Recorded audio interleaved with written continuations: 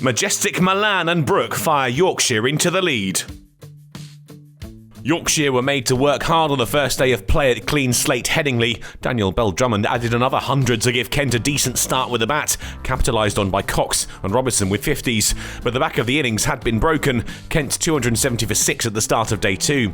Grant Stewart returns to the Kent lineup after his brief stint away on loan at Sussex, but wouldn't be able to do too much with the bat, caught behind for Ralph's 4th.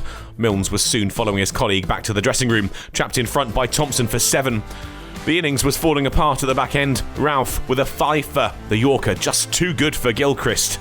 Thompson wrapped it up. A bit of seam movement deceived number 11 Quinn, bowled for 4. Kent all out for 291. Yorkshire had taken just half an hour to pick up the final wickets of the innings, just 21 added by the last 4. Outside of a flurry of runs in the middle order led by Bell-Drummond's 109, Kent's card featured 7 single-digit returns. Ralph, their tormentor-in-chief, with 5 for 65. It was slow going for Lyth and Karuna-Ratne. Kent's bowlers looked dangerous early on, and the pressure told. The score just 9 when the Sri Lanka international edged Gilchrist through to Robinson. And another for Gilchrist before lunch. Hill out LBW for 8. Not the best of starts for Yorkshire, who headed into the break 23 for 2, still trailing by 268. It wasn't getting any better either. Lyth out for 7 off the bowling of Milnes. After a prolonged delay due to a medical emergency in the crowd, Milan and Brooke started to build Yorkshire's innings. It was finding its feet with the 4th wicket pair. Kent kept out, and the hosts were now into the thick of it. It wasn't long before they'd put on 50 from 66 balls together and were heading towards 3 figures. A Milan boundary got them there, but there was more to come from the England international. He took 65 balls to reach his half-century. A single off Lynn sufficient. His knock just what Yorkshire had been looking for. Another boundary from the blade of the number 4 took the value of the partnership to 100. And before tea, more for the decent-sized crowd at clean slate Headingley to applaud. Brooke up to 50 off 73. And they were still unbeaten through to the break. The score 143 for 3 at tea. The recovery well on its way, and the hosts now trailing by just 148. The very watchable duo were making it look easy as the final session began.